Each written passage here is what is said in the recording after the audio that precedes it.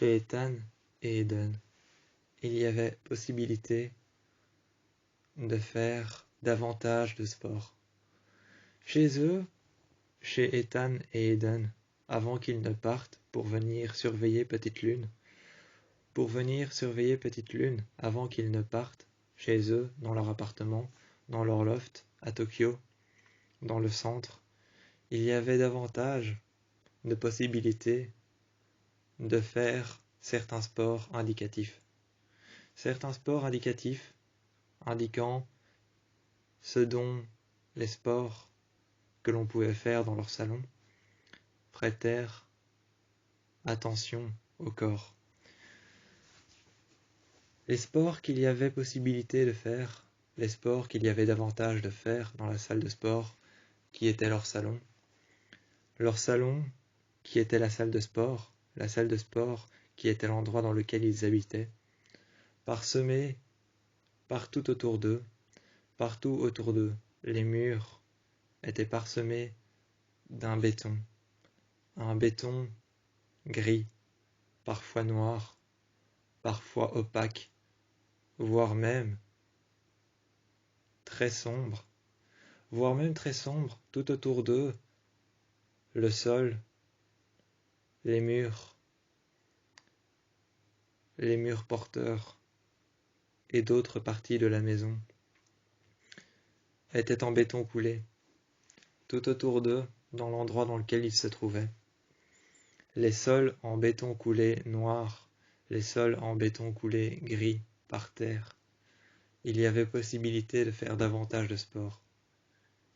Il y avait des tables sur lesquelles il y avait des haltères. Il y avait d'autres possibilités de faire de sport, des haltères pour les bras, des haltères pour les avant-bras, des haltères pour les jambes. Il y avait davantage de sport et davantage de possibilités. Ce soir-là, Ethan et Eden se sont préparés, laissant tout comme c'était,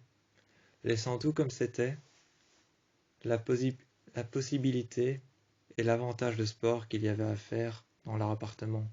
Ils laissèrent les haltères, les sports et les avantages autant que les inconvénients tels qu'ils étaient. Les inconvénients autant que les avantages, ils les laissèrent comme ils étaient. Certains avantages étaient la possibilité de sport continuel qu'il y avait dans leur appartement. Les avantages étaient cette possibilité de sport continuel qu'il y avait dans la salle de sport qui leur servait d'appartement à Tokyo. À Tokyo, cette salle de sport qui leur servait d'appartement possédait dans le coin droit un indicatif de ce dont toutes les machines possédant une possibilité de faire du sport ou de se muscler, toutes les machines possédant une possibilité de se muscler avaient un indicatif. Dans la salle de sport, sur chaque machine, il y avait une possibilité de faire du sport avec des haltères qu'il fallait tout d'abord monter par derrière, par devant, ou qu'il fallait prendre sur un support. Des haltères qu'il fallait prendre sur un support ou qu'il fallait prendre en main, mettre sur des supports, les accrocher par derrière ou par devant pour pouvoir muscler les jambes ou les bras.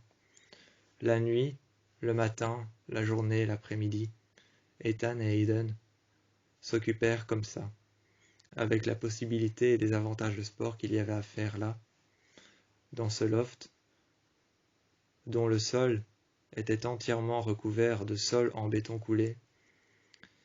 Ils laissèrent alors, ce soir-là, lorsque Liam et Théo les appelèrent tous les deux.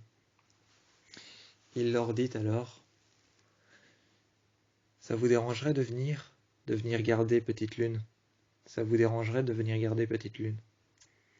Sur le moment, Ethan ne comprit pas, et répondit alors tout simplement à Théo: « C'est qui Petite Lune ? » « C'est un loup qu'on a trouvé, qu'on a apprivoisé et qu'on a gardé. » C'est ensuite que Ethan répondit alors: « Vous avez un fils ?» « En quelque sorte. »« En quelque sorte, » répondit Théo. C'est alors que Hayden dit: « Bah, on va venir. On fait juste un truc. On fait juste quelques petites choses et on arrive. » Ils prirent les haltères qu'il y avait par terre, les reposèrent sur les supports. Ils prirent les diverses avantages et possibilités de faire du sport, les diverses machines et les diverses avantages à pouvoir les ranger là où elles étaient. À pouvoir les ranger là où elles étaient, les diverses machines et les diverses possibilités de faire du sport sous quelconque manière étaient rangées là où elles devaient être. Ils prirent les indicatifs, les posèrent sur chaque machine pour faire du sport, et ils les mirent en pile, les uns sur les autres. Les uns sur les autres, ils mirent les indicatifs de ce dont les machines étaient faites. Ce dont les machines étaient faites pour muscler, il mit alors les différents indicatifs de ce dont les machines étaient faites pour muscler le corps. Le dessus du corps, les pectoraux, les bras, les jambes, le ventre, les côtes, les bras, les biceps, les triceps. Il mit alors les pages indicatives et les indicatifs différentes et différents. Il les prit et il les mit sur une table. Sur cette table, il y avait l'entièreté des machines qui y étaient disposées sous la forme de dessins. Sous la forme de dessins, sur cette table basse, il y avait les différentes machines, les différentes possibilités et les différents avantages qu'elles possédaient. Il prit alors les différents indicatifs, et sur chaque dessin correspondant, il mit alors les indicatifs de ce dont les machines avaient la possibilité de muscler le corps. La première qui avait la possibilité de muscler les jambes, la deuxième les triceps et les biceps, et la deuxième le ventre, le pectoral gauche, le pectoral droit, le bas-ventre, le haut du ventre, les côtes, les bras, les avant-bras. Ils déposèrent alors ensuite tous les indicatifs sur la table et partirent de leur appartement. Ethan prit les clés. Hayden prit aussi ses clés. Ils partirent.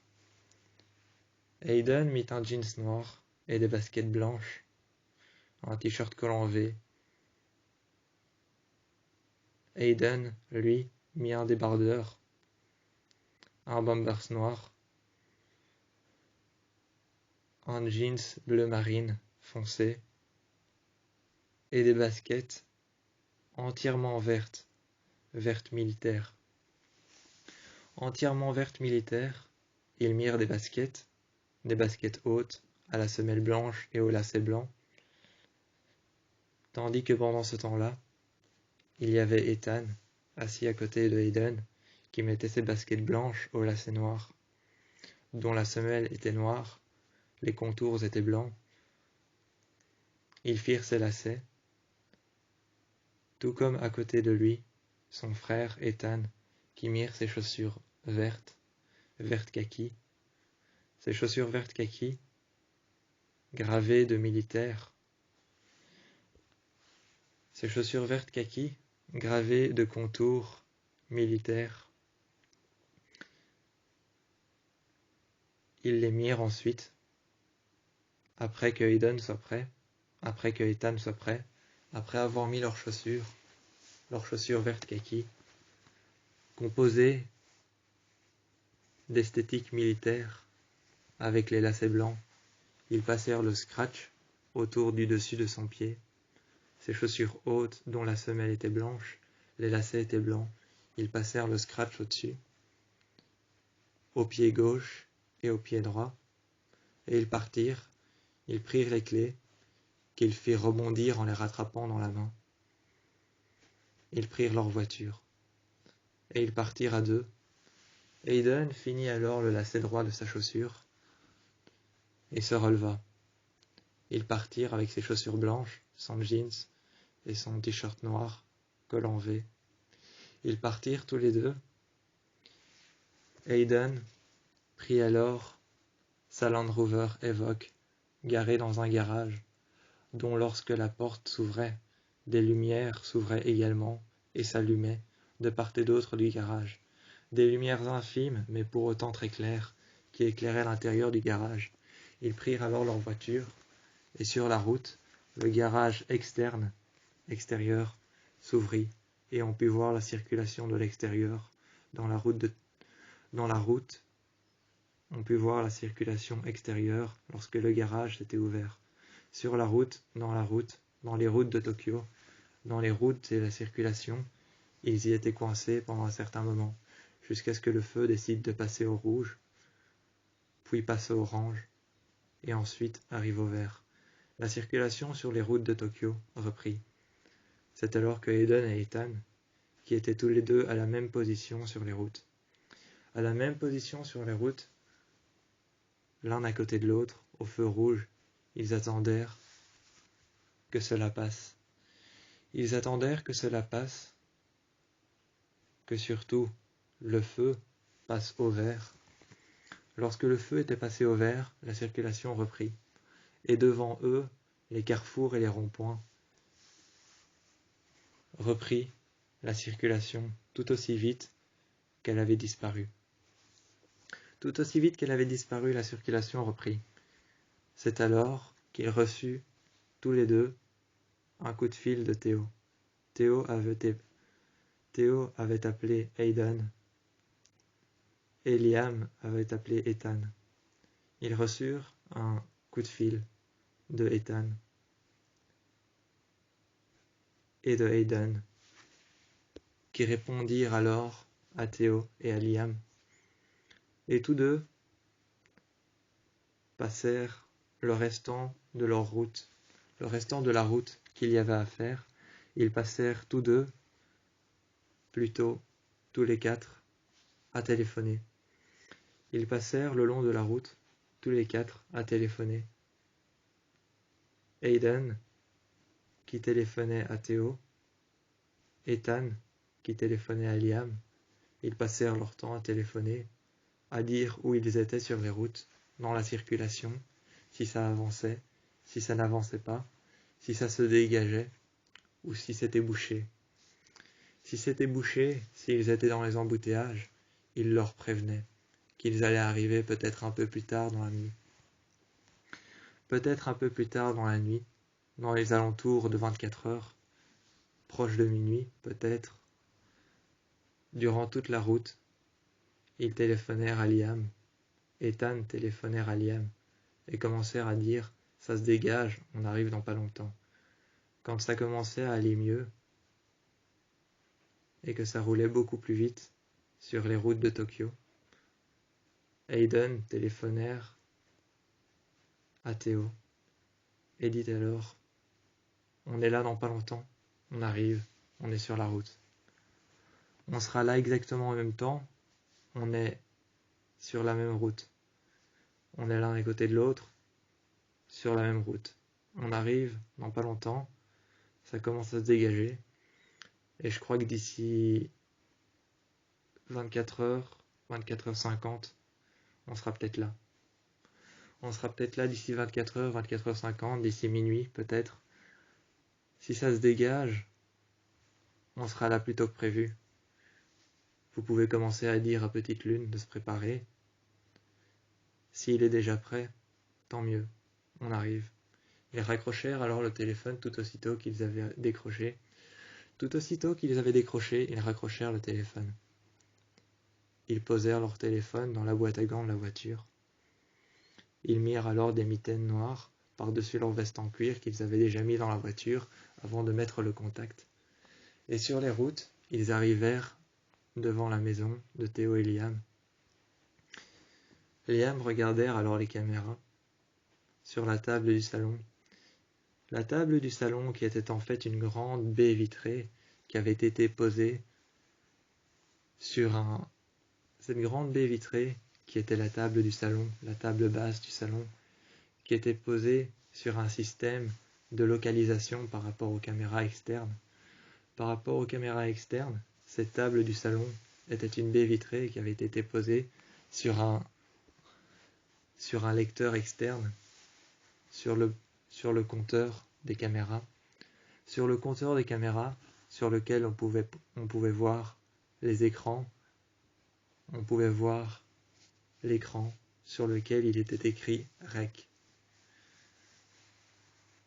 Les caméras étaient en train de filmer l'extérieur, et c'est alors que Théo, qui s'était assis sur le fauteuil, vint à allumer les caméras, vint à allumer la table basse, qui se transformait en un écran géant, qui était posé sur une base de données reliée aux caméras externes, sur lequel on pouvait voir que l'écran qui filmait à l'extérieur était en train de filmer.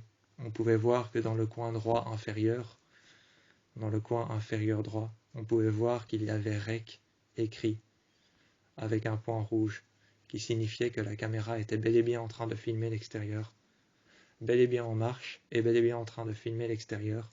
Il vit arriver alors Ethan en premier, qui se garèrent devant, dans une Range Rover, dans une Land Rover noire. Ils arrivèrent devant, dans une Land Rover noire, qui se garèrent juste devant les caméras. Juste devant les caméras, ils se garèrent, et on put voir une deuxième Land Rover noire arriver. Ce n'était pas Ethan, c'était Eden. Et ensuite, on les vit arriver en même temps. Ils reculèrent, ils réavancèrent, ils firent une manœuvre et puis une autre pour pouvoir se garer. Cela allait très vite. Ils firent une manœuvre et puis une autre. Cela allait très vite. Ils se garèrent, et à l'instant précis où ils se garèrent, la porte en face d'eux,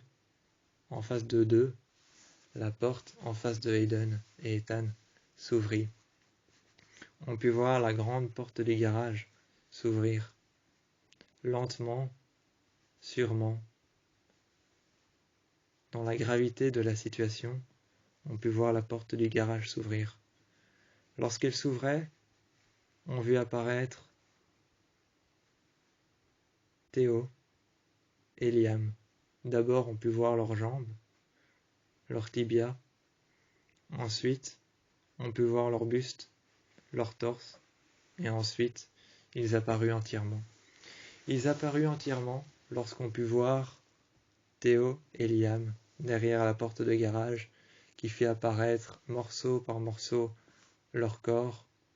Mais tout d'abord, la première chose qu'on avait vue, c'était Petite Lune, juste devant Théo et Liam, qui étaient debout, en train d'attendre, bras dessus, bras dessous. L'un à côté de l'autre, ils attendaient. Et la porte de garage fit apparaître, tout d'abord, les tibias de Théo et Liam. Ensuite, les jambes de Théo et Liam, et par après, le buste, le torse, et puis la porte fit apparaître Théo et Liam, bras dessus, bras dessous, qui attendaient, avec Petite Lune, par terre, le museau vers le haut, les deux yeux rivés vers Hayden et Ethan, le museau vers le haut, les deux yeux rivés vers Hayden et Ethan. Il les regardait. Avec un petit grognement, ils tournèrent sa queue autour de Ethan. Ils passèrent son corps en se frottant sur les jambes de Ethan, en passant sa queue tout autour de celle de Hayden, les jambes de Hayden. Il vint alors à commencer à ronronner, à rugir et à passer sa queue autour des jambes de Ethan et Hayden. Il rugissait, il faisait de petits grognements, il ronronnait. Il était en train de déjà apprivoiser Hayden et Ethan, il les avait déjà apprivoisés depuis longtemps. Hayden et Ethan avaient été apprivoisés par Petite Lune. Petite Lune n'a pas eu besoin de présentation, n'avait même pas eu besoin de présentation. Juste les voir leur suffisait. Petite Lune les avait déjà apprivoisés. Ils étaient rentrés, et ensuite Liam et Théo ensuite étaient partis. Ils venaient d'apprivoiser Ethan et Hayden, qui étaient restés ce soir-là avec lui, pour commencer une soirée